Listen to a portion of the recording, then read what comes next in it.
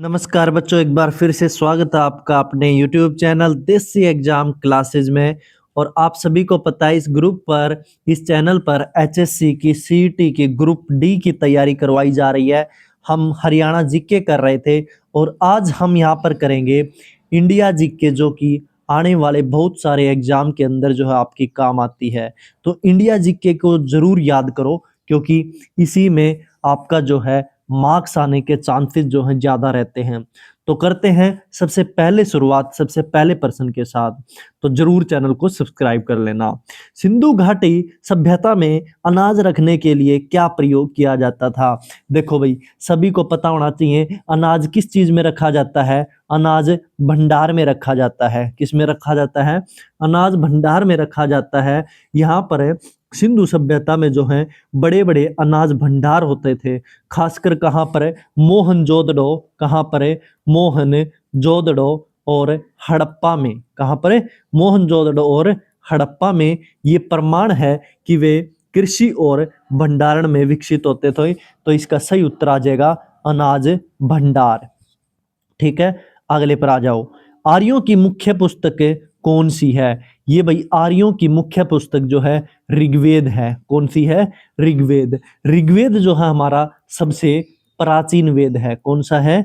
ऋग्वेद हमारा सबसे प्राचीन वेद है। और इसमें जो है सूक्तों का संग्रह भी किया गया है। यहाँ पर आर्यों की जीवन शैली, कहाँ? इस ऋग्वेद में आर्यों की जीवन जीने की जो शैली होती है, जीवन शैली होती है, धर्म होता है, समाज होता है और संस्कृति है, इसके बारे में बताया गया है। का ये मुख्य स्रोत है। ठीक है, तो आर्यों की मुख्य पुस्तक कौन सी है भाई? ऋग्वेद। आगे, अशोक का धम्म किससे संबंधित था? क्या पूछा है? अशोक का धम्म किससे संबंधित था? तो ये था धार्मिक सहिष्णुता से। किससे? धार्मिक सहिष्णुता थे। अशोक ने क्या किया था? कलिंग युद्ध के बाद, कलिंग युद्ध हुआ था, वहां पर अशोक मौजूद था। और कलिंग युद्ध के बाद क्या हुआ था? उन्होंने हिंसा को त्याग दिया था, हिंसा छोड़ दी थी और दया, करुणा, सत्य, ठीक है, मतलब कि सत्य, दया, करुणा और दूसरों की सहायता करना, ये सब जो है उसने सिद्धांत फैलाए थे। और इसी को क्या बोला गया है? धम्म बोला गया है। क्या बोला गया है? धम्म बोला गया है। तो अशोक का धम्म जो है किससे संबंधित था? धार्मिक सहिष्णुता से था। आगे चलते हैं। नालंदा विश्वविद्यालय किसके शासनकाल में प्रसिद्ध हुआ? नालंदा विश्वविद्यालय जो हुआ है वो हर्षवर्धन के शासनकाल में जो है प्रसिद्ध हुआ था। हर्षवर्धन के समय जो नालंदा विश्वविद्यालय था उसका सबसे अधिक विस्तार हुआ है, सबसे अधिक जिक्र किया गया है, क्योंकि यहाँ पर जो है दुनिया भर से विद्यार्थी पढ़ने लिखने के लिए आते थे। इसे गुप्त तथा बाद के राजाओं ने भी संरक्षण दिया है। मतलब कि इसके बाद जो है गुप्त वंश और साथ ही जो राजा होते थे उन्होंने भी इसको बराबर रखा था। आगे चलते हैं। ताजमहल किसने बनवाया? सभी को पता है शाहजहां ने बनवाया था। किसने? शाहजहां ने बनवाया था अपनी बेगम मुमताज की याद में। और ये कब बनाया गया था अगर बात की जाए तो ये 1653 ईस्वी में बनवाया गया था। कब भाई? 1653 ईस्वी में बनवाया गया था। और इसको क्या बोला गया है? प्रेम का प्रतीक। क्या? प्रेम का प्रतीक बोला गया है इसको, ताजमहल को।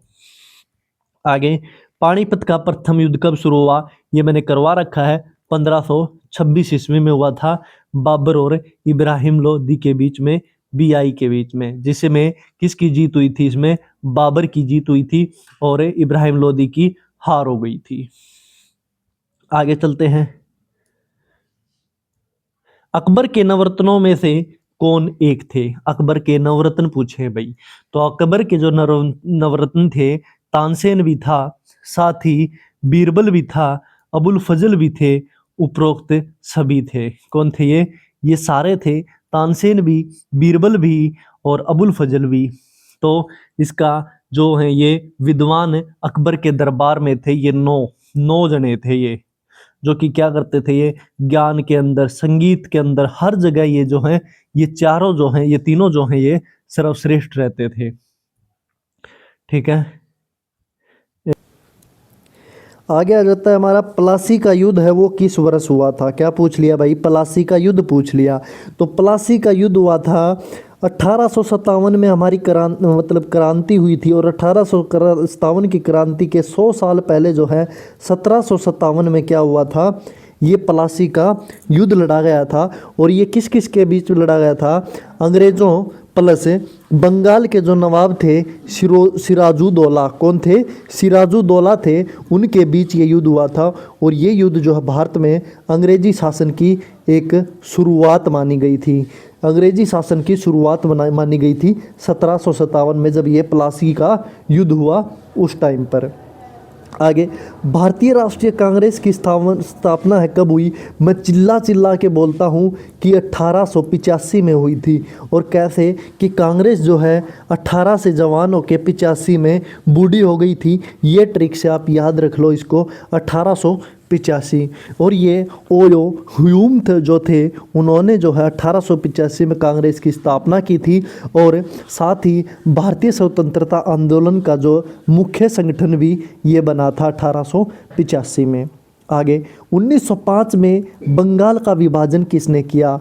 ये बंगाल में जो 1905 में एक विभाजन हुआ था, तो ये जो विभाजन हुआ था वो किसकी वजह से हुआ था, ये हुआ था भाई किसकी वजह से, लॉर्ड कर्जन की वजह से हुआ था। किससे, बंगाल का विभाजन जो हुआ है, लॉर्ड कर्जन ने जो है प्रशासनिक सुविधा के बहाने जो है बंगाल का विभाजन किया था। और इसका असल कारण क्या था, इसका असल कारण ये था कि फूट डालो, लोगों के अंदर क्या करो, फूट डालो और राज करो। यही इसका क्या था, एक असल जो कारण था, लोगों के अंदर आपस में फूट डालो और उसके ऊपर राज करो। और इसी के विरोध में जो है स्वदेशी आंदोलन भी शुरू हुआ था 1905 में, बंगाल का विभाजन।